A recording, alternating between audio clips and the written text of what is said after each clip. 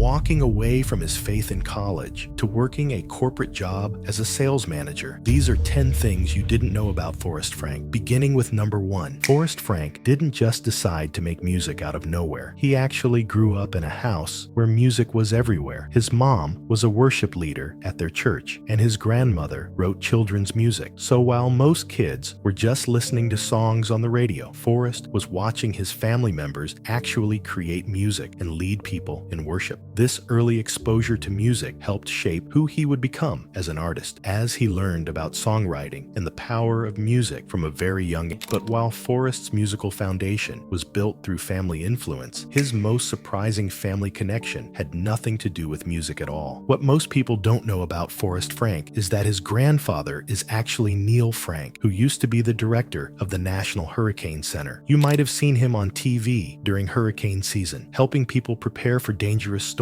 Neil Frank was responsible for tracking hurricanes and warning people when they needed to evacuate. He literally saved thousands of lives through his work. So Forrest comes from a family of people who have helped others. His grandfather through weather forecasting, his mom through worship music, and now Forrest through his songs. Interestingly, Forrest's grandfather actually appears on both of his albums, Child of God and Child of God 2, sharing his testimony and praying for his grandson. This shows how important family faith is to Forrest's story. But while his grandfather mastered the science of predicting storms, Forrest's own journey with music would start with much less precision and a lot more trial and error. When Forrest was in high school, he saw someone on YouTube using a device called a Machine Micro to make beats. He thought it looked really cool, so he saved up money and bought one for himself. That's where he started teaching himself how to make music. But even Forrest admits in the earlier, he was terrible when he started. His early beats probably sounded pretty bad. However, instead of giving up like many people do, he kept practicing and learning. This would show something very important about his personality that would help him later in his career. Forrest calls himself the finisher, someone who sticks with difficult things until they get better at them, and this mindset would be crucial for his future success, especially considering how long it took him to make money from music. One of the most surprising things about Forrest's journey is how long it took him to earn his first dollar from music. He would end up working for 7 straight years before seeing any real income from his songs. In interviews, Forrest talks about how people think making music is easy and that you can just write a few songs and become famous. But that's not how it worked in real life, at least for Forrest's situation. He had to develop the discipline to create polished, complete songs and stick with it through all the hard times. 7 years is a long time to work on something without getting paid for it, and this showed an incredible dedication and belief in his abilities. But while Forrest was learning to make beats in high school, he had no idea that his personal life was about to take him down a completely different path. Even though Forrest grew up in a Christian family, his teenage years weren't perfect. He started moving away from his faith when he was in middle school, and by the time he got to Baylor University, he was living very differently than how he was raised.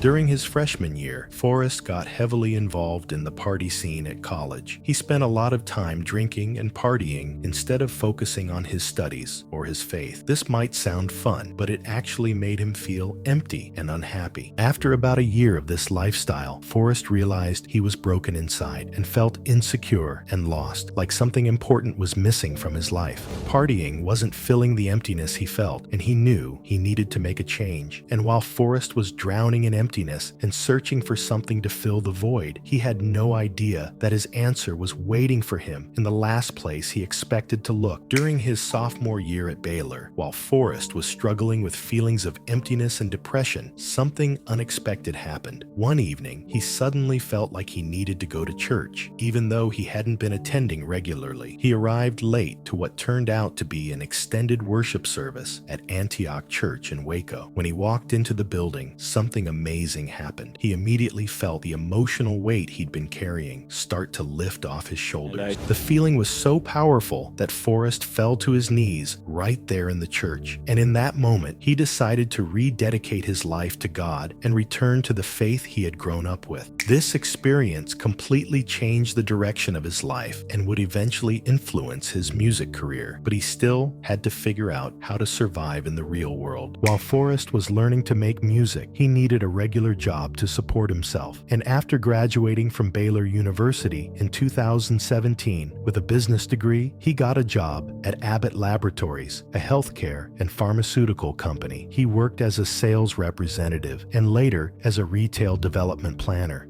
Yeah, I was always kind of like hedging, like I want to do this thing, but like I want to make sure that, you know, because I want to have a family and stuff. So what was the other path if music didn't work out? It was Abbott Laboratories. Have you heard of Pedialyte?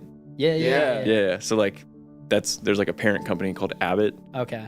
Does like So a bunch just of work medical with stuff, pharmaceutical, nutrition. So Dang. That would have been a very different. We've been yeah, that's where I would have started. I don't know where I would have ended up though. Right. For sure. Low key, I say this, I probably would have been a massage therapist or a chiropractor. way. Yo, that's Yes. crazy. Yes.